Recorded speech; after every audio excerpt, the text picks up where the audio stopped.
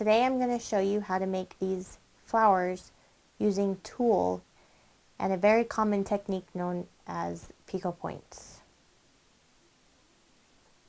For this project, you are going to need 1/4 of a yard of tulle, scissors. I would highly recommend a cutting mat with a rotary blade and a ruler.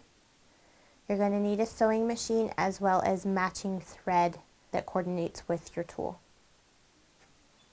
The first thing I would do would be to iron out your tulle to get the wrinkles out. To do this, you want to make sure that your iron is on the lowest setting possible. You don't need a lot of heat. You don't want to melt your tulle. So make sure it's just on a really low setting and just lightly go over it to get the wrinkles out. Just do this until you've ironed the whole piece.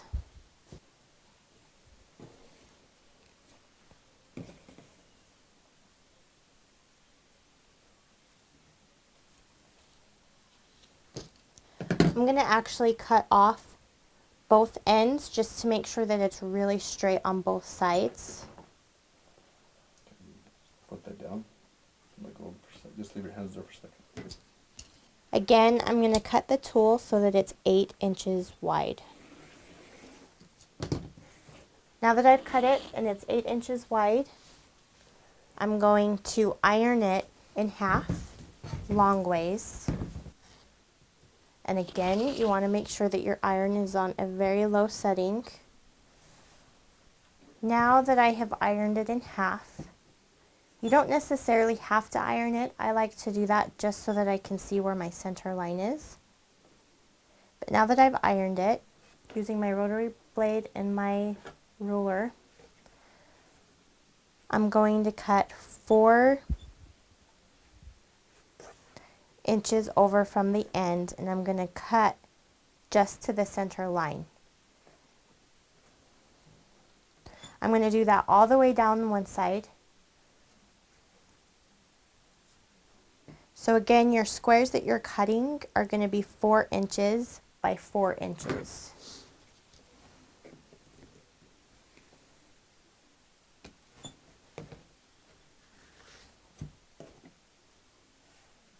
I'm going to do that all the way down this side. On this side, I'm going to start by cutting over 2 inches.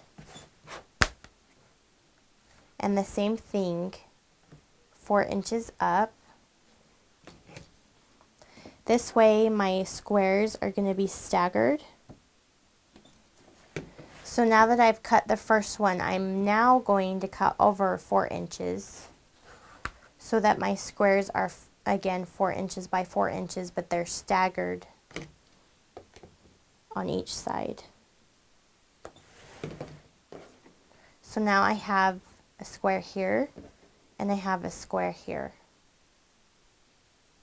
You're going to do that all the way down both ends until you get to the end.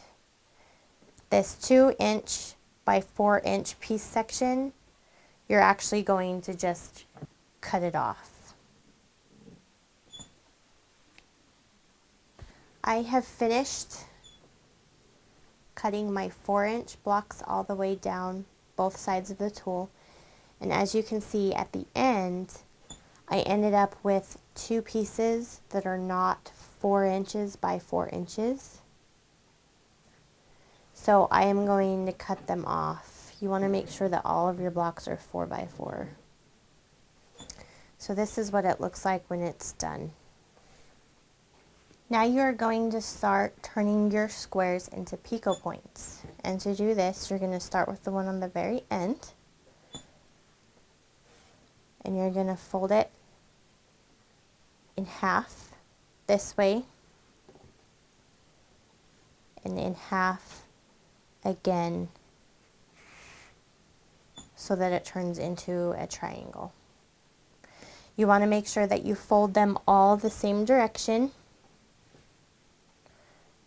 And as you go, you're going to pin them so that they stay in place. Now that I've done this one, I'm going to do the one underneath it. Again, you want to make sure that the open side is all going in the same direction. You're going to fold it up,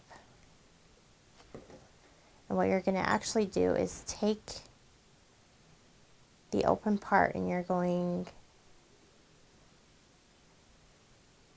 the one that's in front of it, you want it to actually be inside the one next to it. And then you pin it. You're just going to continue this same process all the way till you get to the very end. Now that I've made all of the picot folds, this is what it'll look like when you're finished. I'm going to take the two ends and intertwine them like I've done with the rest.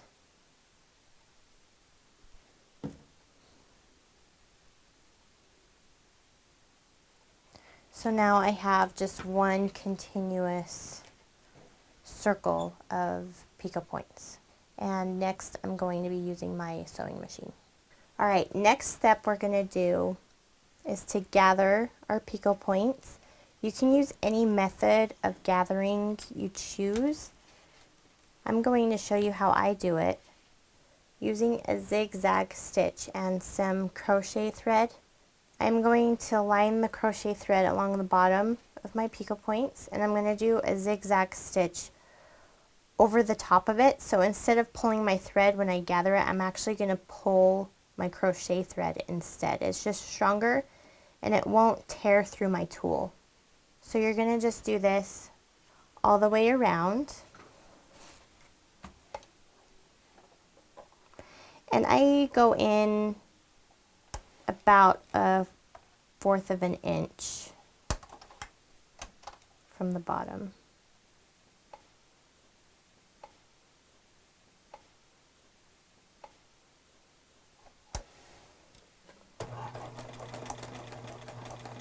You're just going to zigzag right over the top of your crochet thread, and take your time. You don't have to rush, just to make sure that you get it lined up. And you're going to just do this all the way until you meet at the other side where you started. So now I've gone all the way around and I've reached the other side. I'm just going to stitch to the very end so that they're close together. Take all your pins out. Cut off any extra threads that are hanging. Then you're going to take your 2 pieces of crochet thread and you're just going to start pulling on them together.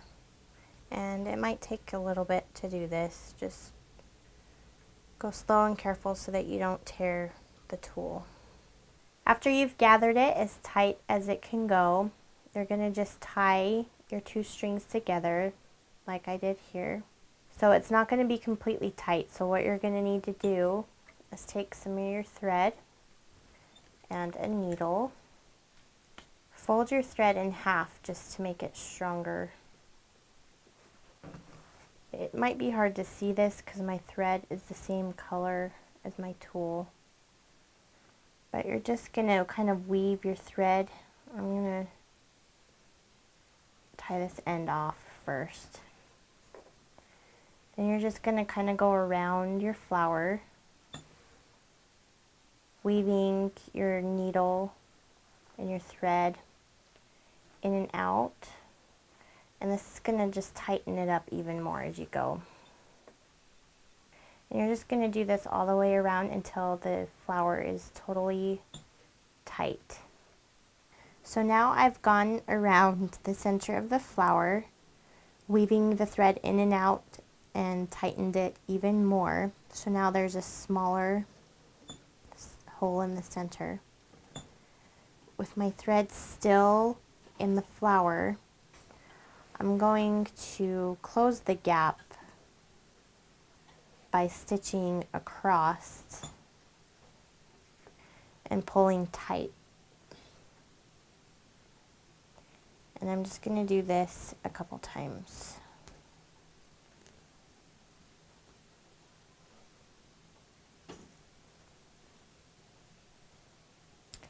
After I've done that, your flower will look something like this when it's finished. Okay, so now that my flower is totally sewn together, I'm going to add a button to the center of my flower.